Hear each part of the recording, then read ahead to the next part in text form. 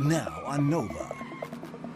Take a thrill ride into a world stranger than science fiction, where you play the game by breaking some rules, where a new view of the universe pushes you beyond the limits of your wildest imagination. This is the world of string theory, a way of describing every force and all matter, from an atom to Earth to the end of the galaxies, from the birth of time to its final tick, in a single theory, a theory of everything. Our guide to this brave new world is Brian Greene, the best-selling author and physicist. No matter how many times I come here, I never seem to get used to it. Can he help us solve the greatest puzzle of modern physics?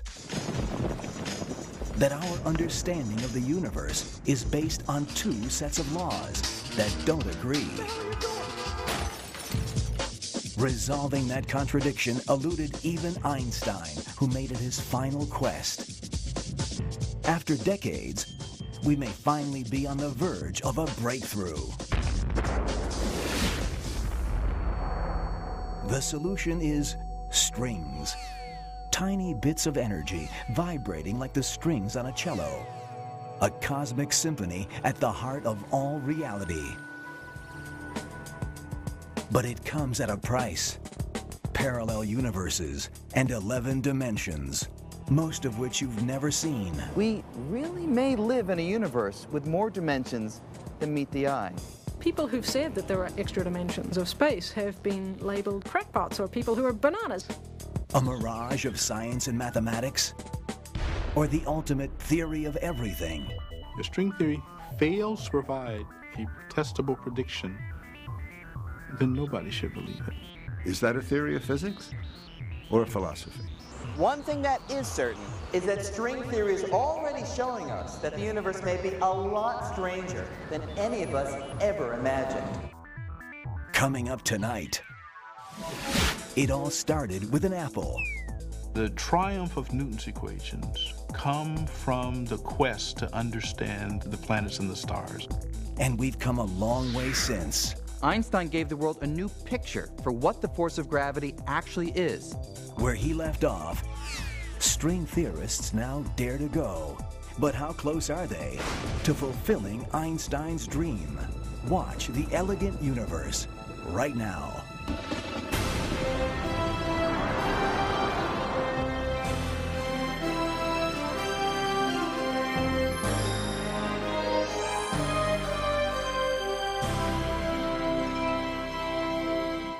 Major funding for NOVA is provided by the Park Foundation. Science. It's given us the framework to help make wireless communications clear. Sprint is proud to support NOVA. We see an inventor.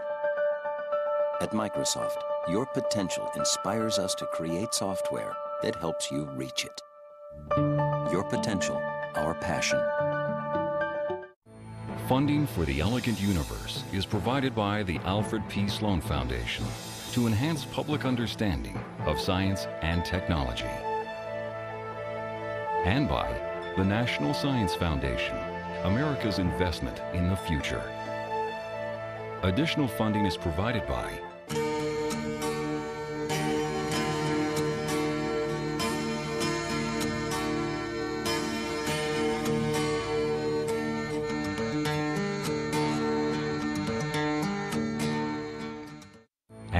the George D. Smith Fund and the U.S. Department of Energy, fostering science and security.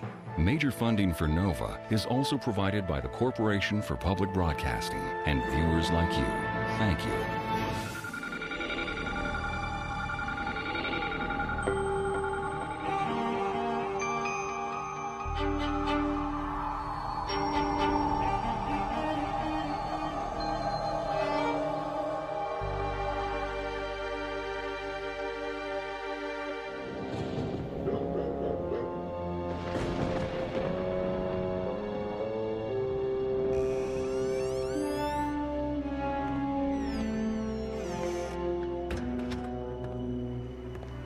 50 years ago, this house was the scene of one of the greatest mysteries of modern science.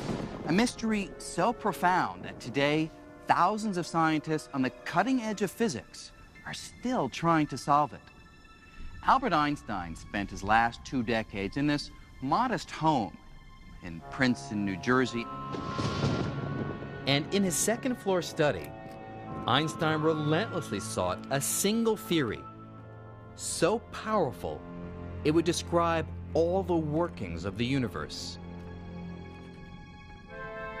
Even as he neared the end of his life, Einstein kept a notepad close at hand, furiously trying to come up with the equations for what would come to be known as the theory of everything. Convinced he was on the verge of the most important discovery in the history of science, Einstein ran out of time, his dream unfulfilled.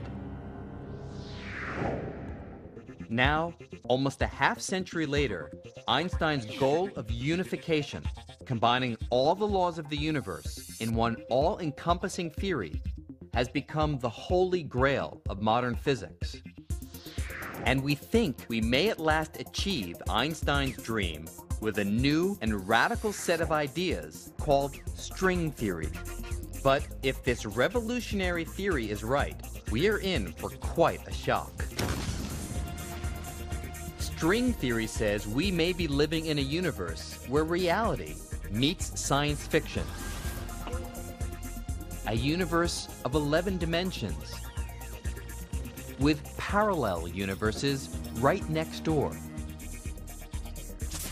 An elegant universe composed entirely of the music of strings. But for all its ambition, the basic idea of string theory is surprisingly simple. It says that everything in the universe, from the tiniest particle to the most distant star, is made from one kind of ingredient: unimaginably small, vibrating strands of energy called strings. Just as the strings of a cello can give rise to a rich variety of musical notes, the tiny strings in string theory vibrate in a multitude of different ways, making up all the constituents of nature. In other words, the universe is like a grand cosmic symphony, resonating with all the various notes these tiny, vibrating strands of energy can play.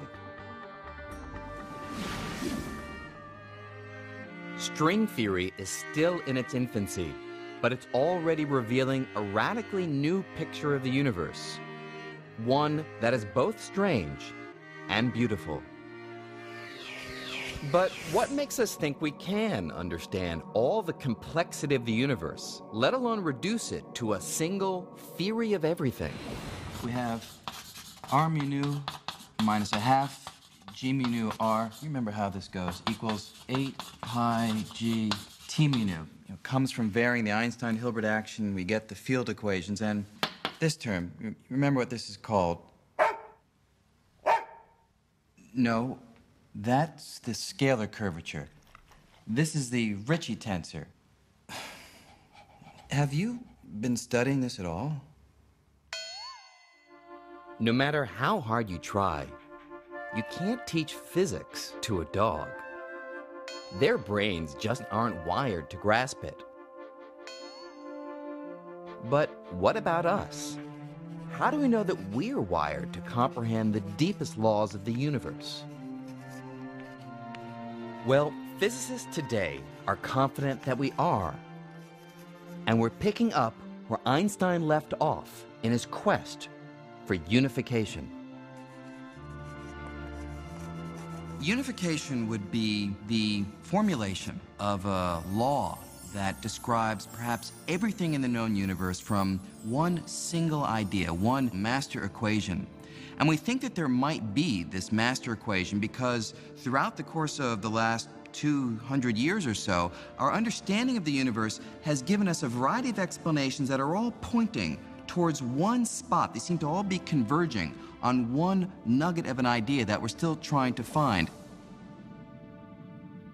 Unification is where it's at.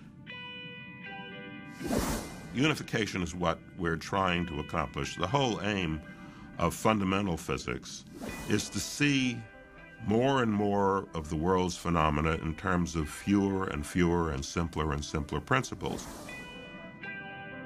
We feel as physicists that if we can explain a wide number of phenomena in a very simple manner, that's somehow progress. There is almost an emotional aspect to the way in which the great theories in physics sort of encompass a wide variety of apparently different physical phenomena. So this idea that we should be aiming to unify our understanding is inherent, essentially, to the whole way in which this kind of science progresses. And long before Einstein, the quest for unification began with the most famous accident in the history of science. As the story goes, one day in 1665, a young man was sitting under a tree when all of a sudden he saw an apple fall from above. And with the fall of that apple, Isaac Newton revolutionized our picture of the universe. In an audacious proposal for his time, Newton proclaimed that the force pulling apples to the ground and the force keeping the moon in orbit around the Earth were actually one and the same. In one fell swoop, Newton unified the heavens and the Earth in a single theory he called gravity. The unification of the celestial with the terrestrial, that the same laws that govern the planets in their motions govern the tides and the falling of fruit here on Earth. It was a fantastic unification of our picture of nature. Gravity was the first force to be understood scientifically, though 3 more would eventually follow. And although Newton discovered his law of gravity more than 300 years ago, his equations describing this force make such accurate predictions that we still make use of them today. In fact, scientists needed nothing more than Newton's equations to plot the course of a rocket that landed men on the moon. Yet, there was a problem. While his laws described the strength of gravity with great accuracy, Newton was harboring an embarrassing secret. He had no idea how gravity actually works.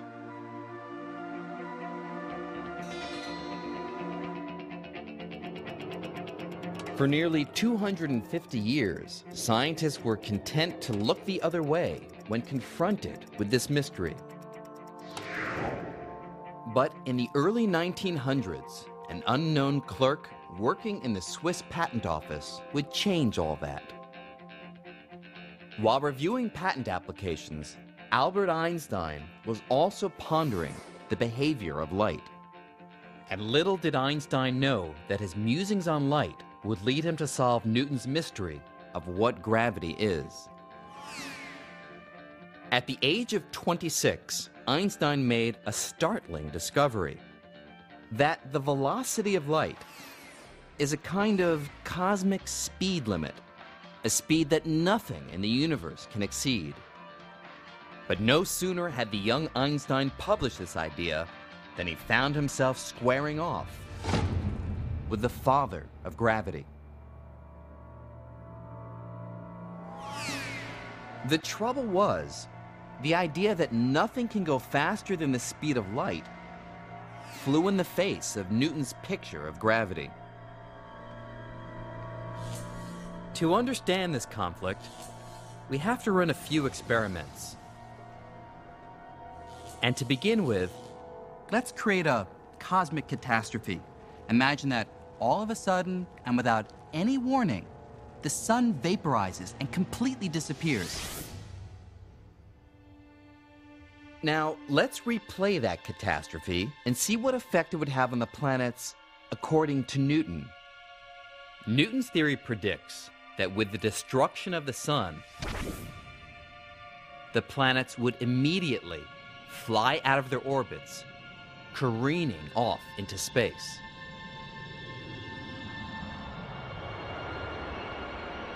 In other words, Newton thought that gravity was a force that acts instantaneously across any distance, and so we would immediately feel the effect of the sun's destruction.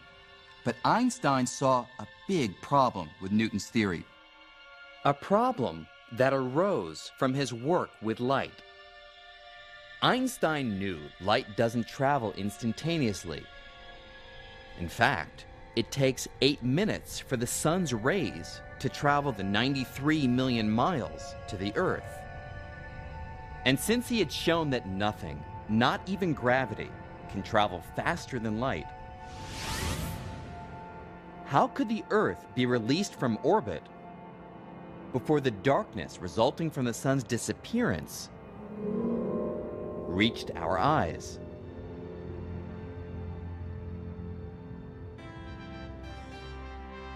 To the young upstart from the Swiss patent office, anything outrunning light was impossible. And that meant the 250-year-old Newtonian picture of gravity was wrong. If Newton is wrong, then why do the planets stay up? Because remember, the triumph of Newton's equations come from the quest to understand the planets and the stars. In particular, the problem of why do the planets have the orbits that they do. And with Newton's equations, you can calculate the way that the planets will move. Einstein's got to resolve this dilemma. In his late 20s, Einstein had to come up with a new picture of the universe in which gravity does not exceed the cosmic speed limit. Still working his day job in the patent office, Einstein embarked on a solitary quest to solve this mystery. After nearly 10 years of racking his brain, he found the answer in a new kind of unification. Einstein came to think of the 3 dimensions of space and the single dimension of time as bound together in a single fabric of space-time.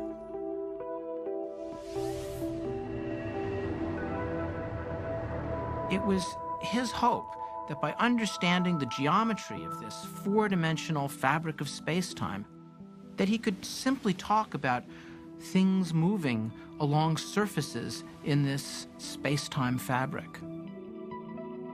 Like the surface of a trampoline, this unified fabric is warped and stretched by heavy objects like planets and stars. And it's this warping or curving of space-time that creates what we feel as gravity.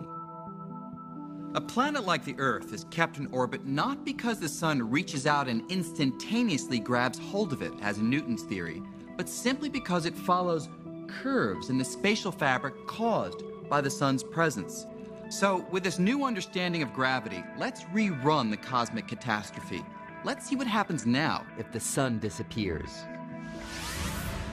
The gravitational disturbance that results will form a wave that travels across the spatial fabric in much the same way that a pebble dropped into a pond makes ripples that travel across the surface of the water. So we wouldn't feel a change in our orbit around the sun until this wave reached the Earth. What's more, Einstein calculated that these ripples of gravity travel at exactly the speed of light. And so, with this new approach, Einstein resolved the conflict with Newton over how fast gravity travels.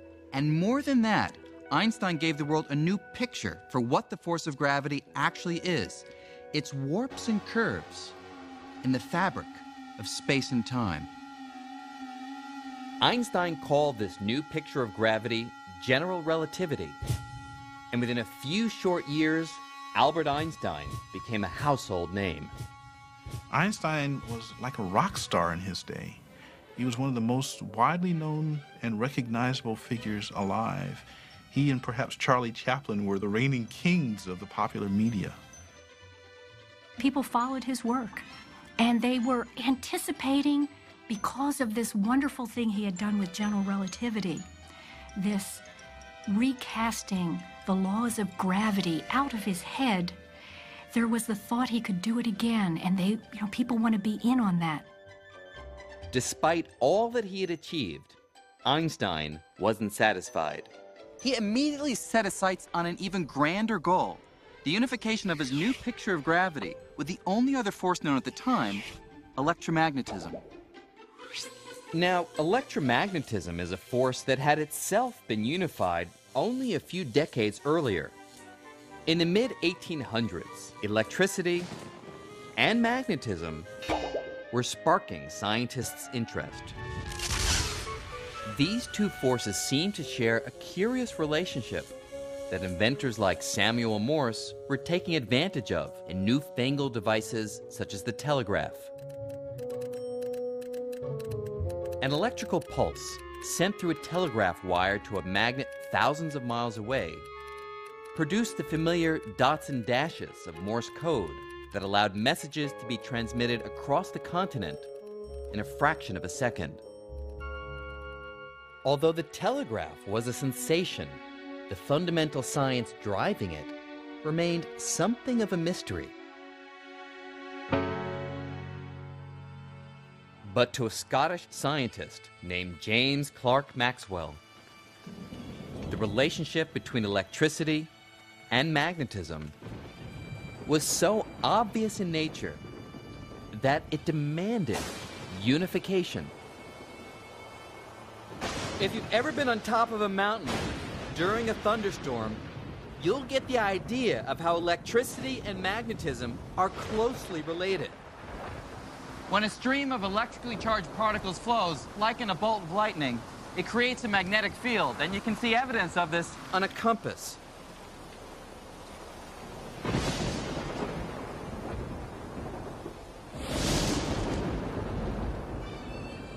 Obsessed with this relationship, the Scot was determined to explain the connection between electricity and magnetism in the language of mathematics.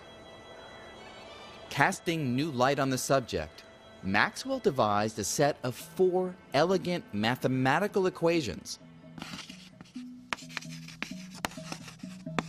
that unified electricity and magnetism in a single force called electromagnetism.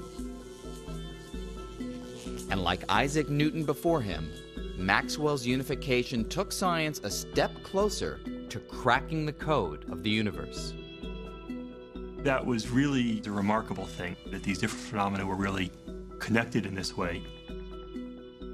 And it's another example of diverse phenomena coming from a single underlying building block or a single underlying principle.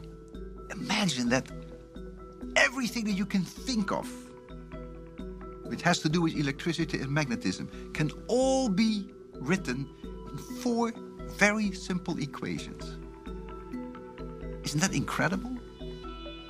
Isn't that amazing? I call that elegant. Einstein thought that this was one of the triumphant moments of all of physics and admired Maxwell hugely for what he had done. About 50 years after Maxwell unified electricity and magnetism, Einstein was confident that if he could unify his new theory of gravity with Maxwell's electromagnetism, he'd be able to formulate a master equation that could describe everything, the entire universe. Einstein clearly believes that the universe has an overall grand and beautiful pattern to the way that it works.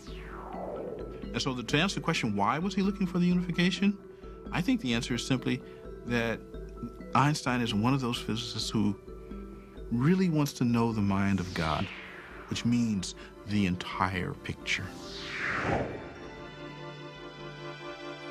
Today, this is the goal of string theory: to unify our understanding of everything, from the birth of the universe to the majestic swirl of galaxies, in just one set of principles, one master equation. Newton had unified the heavens and the earth in the theory of gravity. Maxwell had unified electricity and magnetism. Einstein reasoned all that remained to build a theory of everything, a single theory that could encompass all the laws of the universe, was to merge his new picture of gravity with electromagnetism. He certainly had motivation. Probably one of them might have been aesthetics or this quest to simplify. Another one might have been just the physical fact that it seems like the speed of gravity is equal to the speed of light.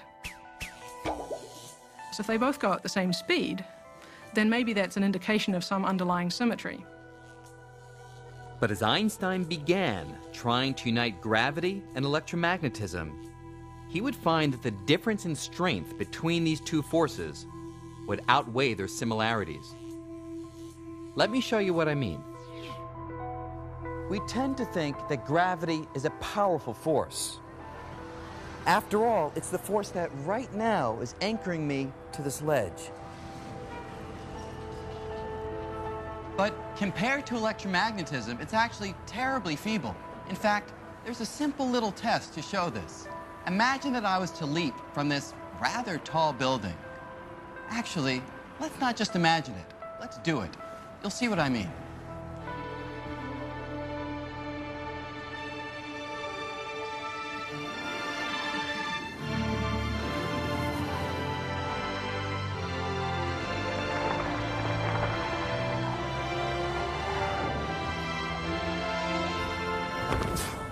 Now, of course, I really should have been flattened, but the important question is, what kept me from crashing through the sidewalk and hurtling right down to the center of the earth? Well, strange as it sounds, the answer is electromagnetism. Everything we can see, from you and me to the sidewalk, is made of tiny bits of matter called atoms. And the outer shell of every atom contains a negative electrical charge. So when my atoms collide with the atoms in the cement, these electrical charges repel each other with such strength that just a little piece of sidewalk can resist the entire Earth's gravity and stop me from falling. In fact, the electromagnetic force is billions and billions of times stronger than gravity. That seems a little strange because gravity keeps our feet to the ground, it keeps the Earth going around the sun. But in actual fact, it manages to do that only because it acts on huge, enormous conglomerates of matter. You know, you, me, the Earth, the sun. But really at the level of individual atoms, gravity is a really incredibly feeble, tiny force. It would be an uphill battle for Einstein to unify these two forces of wildly different strengths. And to make matters worse, barely had he begun before sweeping changes in the world of physics would leave him behind. Einstein had achieved so much in the years up to about 1920 that he naturally expected that he could go on by playing the same theoretical games and go on achieving great things. And he couldn't. Nature revealed itself in other ways in the 1920s and 1930s, and the particular tricks and tools that Einstein had at his disposal that had been so fabulously successful just weren't applicable anymore.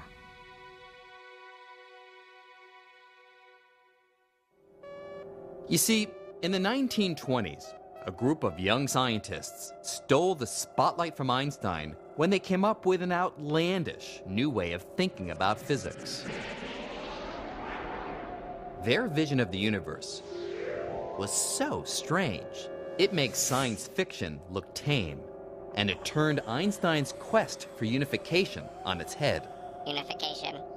Unification. Led by Danish physicist Niels Bohr, these scientists were uncovering an entirely new realm of the universe. Atoms, long thought to be the smallest constituents of nature, were found to consist of even smaller particles, the now familiar nucleus of protons and neutrons, orbited by electrons, and the theories of Einstein and Maxwell were useless at explaining the bizarre way these tiny bits of matter interact with each other inside the atom. There was a tremendous mystery about how to account for all this, how to account for what was happening to the nucleus as the atom began to be pried apart in different ways. And the old theories were totally inadequate to the task of explaining them. Gravity was irrelevant, it was far too weak, and electricity and magnetism was not sufficient. Without a theory to explain this strange new world, these scientists were lost in an unfamiliar atomic territory, looking for any recognizable landmarks.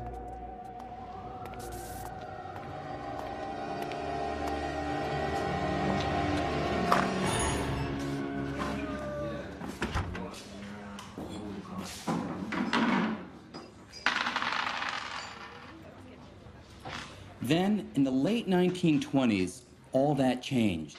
During those years, physicists developed a new theory called quantum mechanics, and it was able to describe the microscopic realm with great success.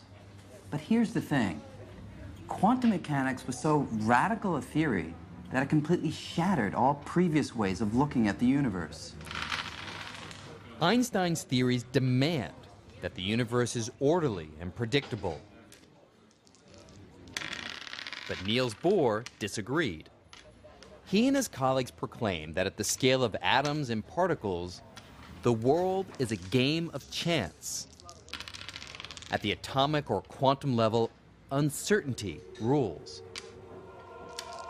The best you can do, according to quantum mechanics, is predict the chance or probability of one outcome or another. And this strange idea opened the door to an unsettling new picture of reality.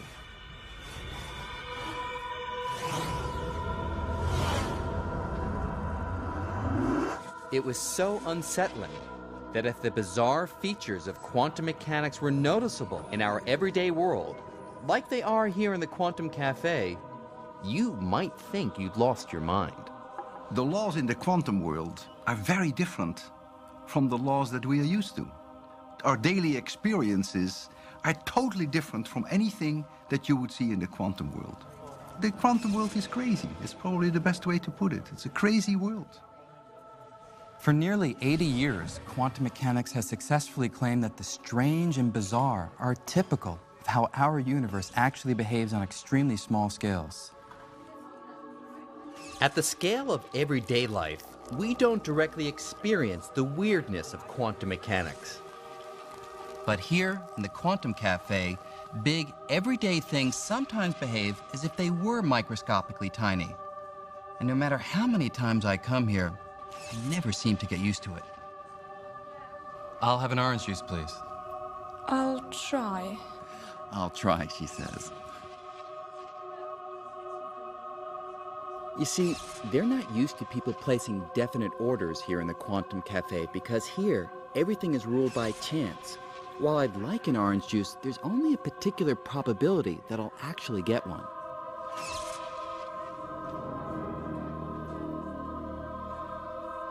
And there's no reason to be disappointed with one particular outcome or another, because quantum mechanics suggests that each of the possibilities, like getting a yellow juice or a red juice, may actually happen.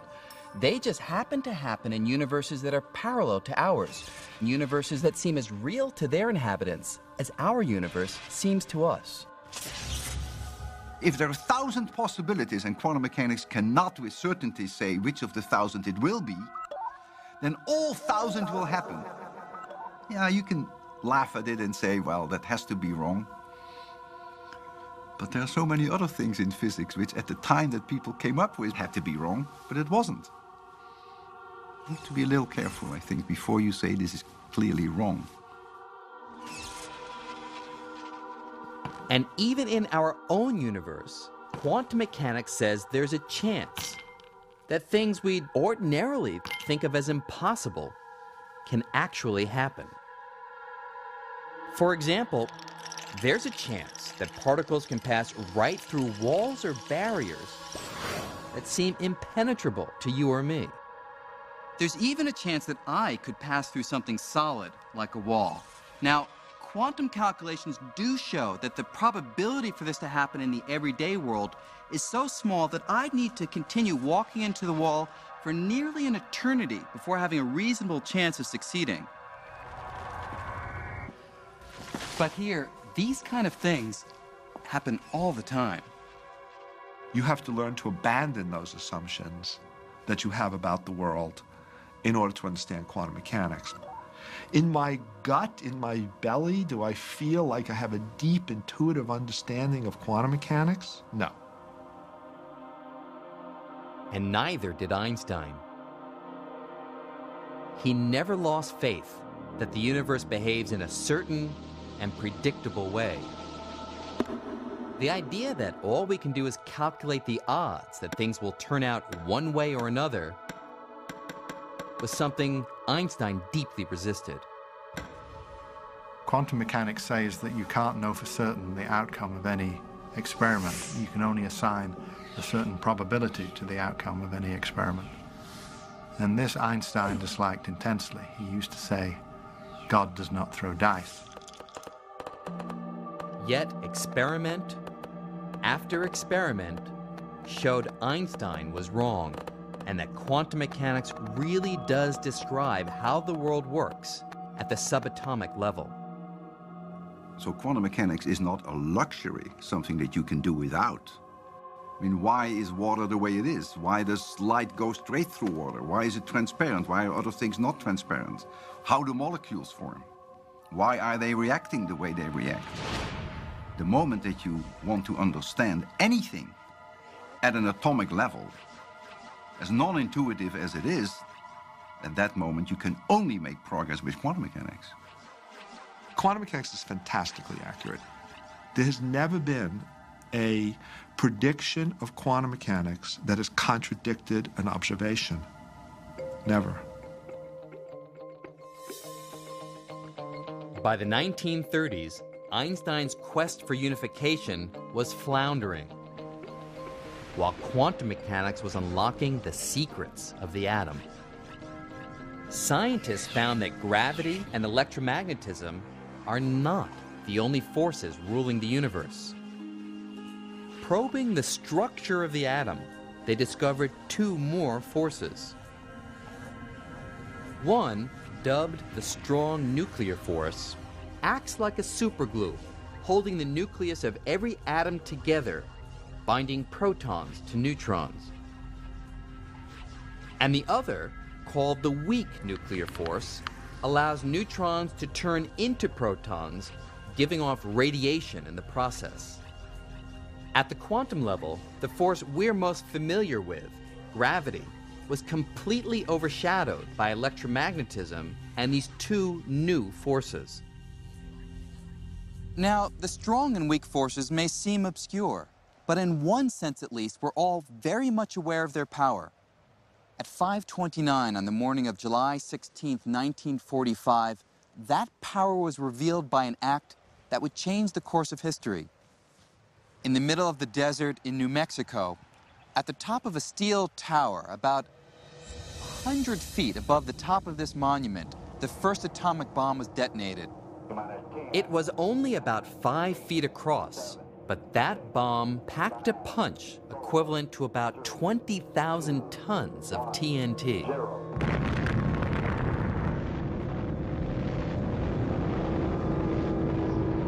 With that powerful explosion, scientists unleashed the strong nuclear force, the force that keeps neutrons and protons tightly glued together inside the nucleus of an atom.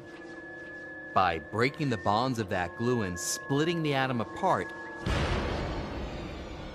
vast, truly unbelievable amounts of destructive energy were released.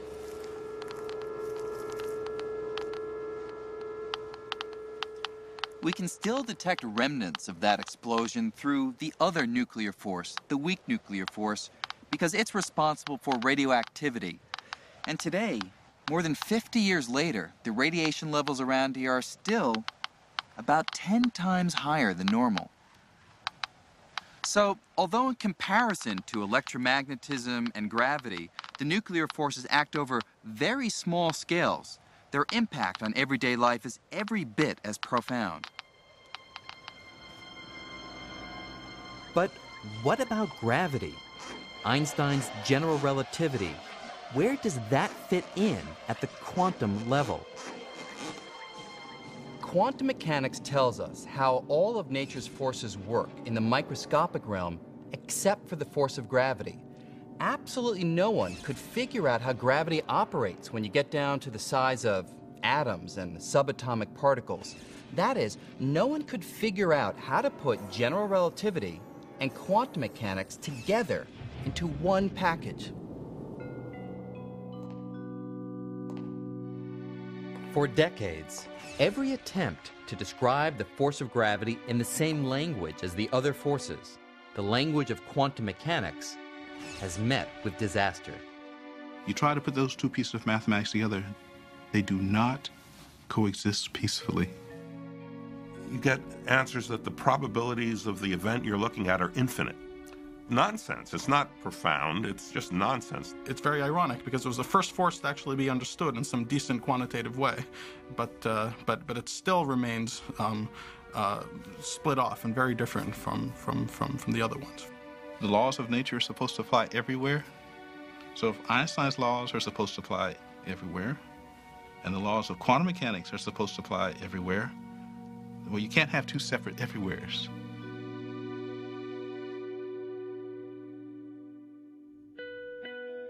In 1933, after fleeing Nazi Germany, Einstein settled in Princeton, New Jersey. Working in solitude, he stubbornly continued the quest he had begun more than a decade earlier to unite gravity and electromagnetism.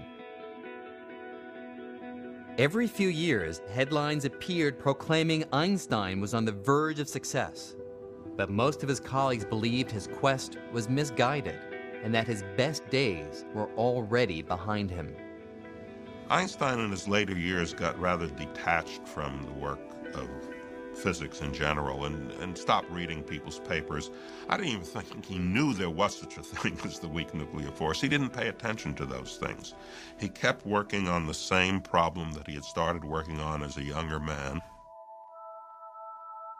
When the community of theoretical physicists begin to probe the atom, Einstein very definitely gets left out of the picture. He, in some sense, chooses not to look at the physics coming from these experiments.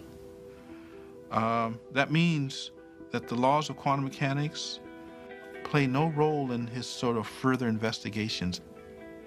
He's thought to be this doddering, sympathetic old figure who led an earlier revolution but somehow fell out of it.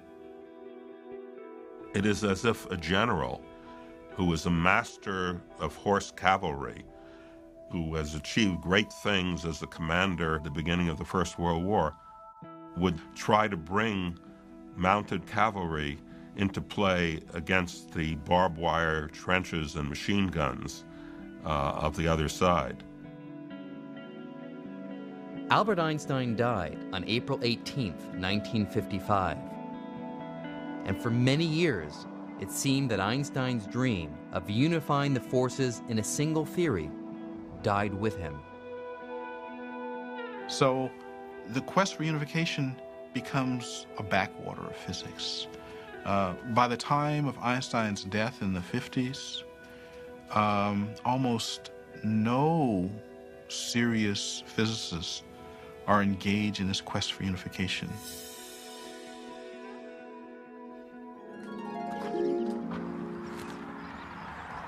In the years since, physics split into two separate camps. One that uses general relativity to study big and heavy objects, things like stars, galaxies, and the universe as a whole. And another that uses quantum mechanics to study the tiniest of objects like atoms and particles. This has kind of been like having two families that just cannot get along and never talk to each other, living under the same roof. there just seemed to be no way to combine quantum mechanics and general relativity in a single theory that could describe the universe on all scales.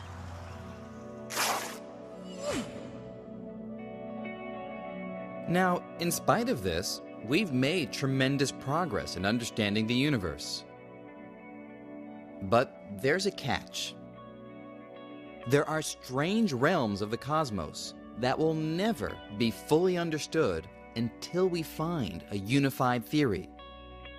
And nowhere is this more evident than in the depths of a black hole. A German astronomer named Karl Schwarzschild first proposed what we now call black holes in 1916. While stationed on the front lines in World War I, he solved the equations of Einstein's general relativity in a new and puzzling way. Between calculations of artillery trajectories, Schwarzschild figured out that an enormous amount of mass, like that of a very dense star, concentrated in a small area, would warp the fabric of space-time so severely that nothing, not even light, could escape its gravitational pull. For decades, physicists were skeptical that Schwarzschild's calculations were anything more than theory. But today, satellite telescopes probing deep into space are discovering regions with enormous gravitational pull that most scientists believe are black holes. Schwarzschild's theory now seems to be reality. So, here's the question. If you're trying to figure out what happens in the depths of a black hole, where an entire star is crushed to a tiny speck, do you use general relativity because the star is incredibly heavy, or quantum mechanics because it's incredibly tiny? Well, that's the problem. Since the center of a black hole is both tiny and heavy, you can't avoid using both theories at the same time. And when we try to put the two theories together in the realm of black holes, they conflict, it breaks down, they give nonsensical predictions, and the universe is not nonsensical, it's got to make sense. Quantum mechanics works really well for small things, and general relativity works really well for stars and galaxies. But the atoms, the small things, and the galaxies, they're part of the same universe. So there has to be some description that applies to everything. So we can't have one description for atoms and one for stars. Now, with string theory, we think we may have found a way to unite our theory of the large and our theory of the small and make sense of the universe at all scales and all places. Instead of a multitude of tiny particles, string theory proclaims that everything in the universe, all forces and all matter, is made of one single ingredient, tiny, vibrating strands of energy known as strings. A string can wiggle in many different ways, whereas of course a point can't. And the different ways in which the string wiggles represent the different kinds of elementary particles. It's like a violin string, and it can vibrate just like violin strings can vibrate. Each note, if you like, describes a different particle. So it has incredible unification power. It unifies our understanding of all these different kinds of particles. So unity of the different forces and particles is achieved because they all come from different kinds of vibrations of the same basic string. It's a simple idea with far-reaching consequences. What string theory does is it holds out the promise that, look, we can really understand questions that you might not even have thought were scientific questions. Questions about how the universe began, why the universe is the way it is at the most fundamental level. The idea that a scientific theory that we already have in our hands could answer the most basic questions is extremely seductive. But this seductive new theory is also controversial. strings, if they exist, are so small, there's little hope of ever seeing one. String theory and string theorists do have a real problem. How do you actually test string theory? If you can't test it in the way that we test normal theories, it's not science, it's philosophy. And that's a real problem. If string theory fails to provide a testable prediction, then nobody should believe it. On the other hand, there's a kind of elegance to these things, and given the history of how theoretical physics has evolved thus far, it is totally conceivable that some, if not all, of these ideas will turn out to be correct. I think 100 years from now, this particular period when most of the brightest young theoretical physicists worked on string theory will be remembered as a heroic age when theorists tried and succeeded to develop a unified theory of all the phenomena of nature. On the other hand, it may be remembered as a tragic failure. My guess is that it'll be something like the former rather than the latter. But ask me 100 years from now, then I can tell you.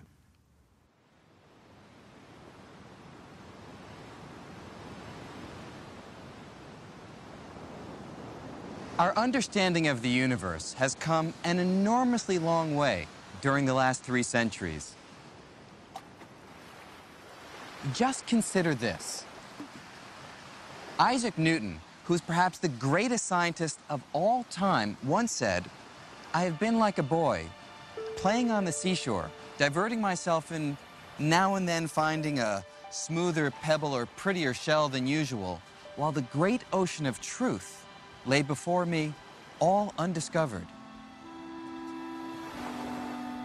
And yet, 250 years later, Albert Einstein, who was Newton's true successor, was able to seriously suggest that this vast ocean, all the laws of nature, might be reduced to a few fundamental ideas expressed by a handful of mathematical symbols. And today, a half-century after Einstein's death, we may at last be on the verge of fulfilling his dream of unification with string theory.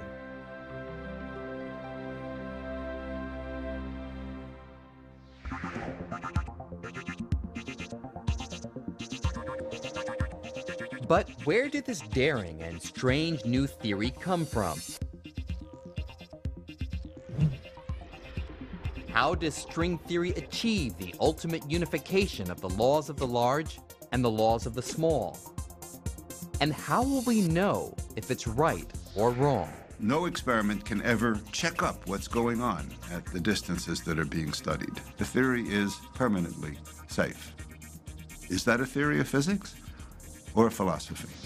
It isn't written in the stars that we're going to succeed, but in the end, we hope we will have a single theory that governs everything.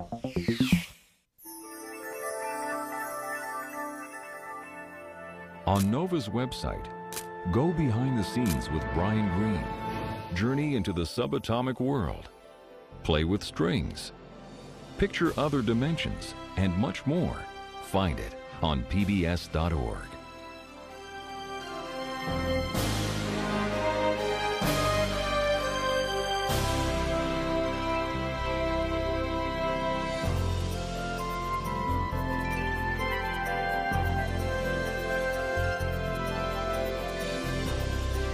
To order this program on VHS or DVD, or the book The Elegant Universe, please call WGBH Boston Video at 1-800-255-9424.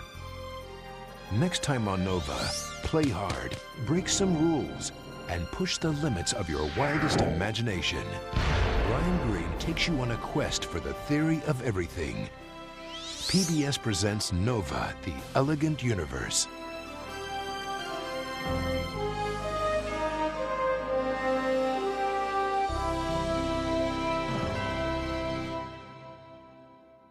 Nova is a production of WGBH Boston.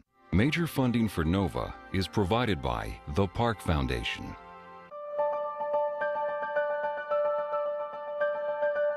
We see Teacher of the Year. we see kids reaching their potential. It's what inspires us to create software that helps you reach yours. Science. It's given us the framework to help make wireless communications clear. Sprint is proud to support NOVA. Funding for the Elegant Universe is provided by the Alfred P. Sloan Foundation to enhance public understanding of science and technology. And by the National Science Foundation, America's investment in the future. Additional funding is provided by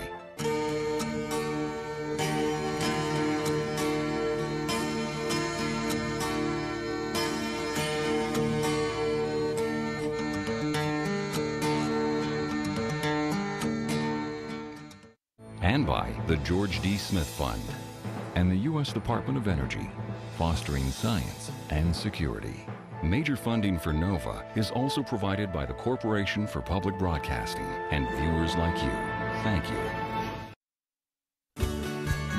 We are PBS.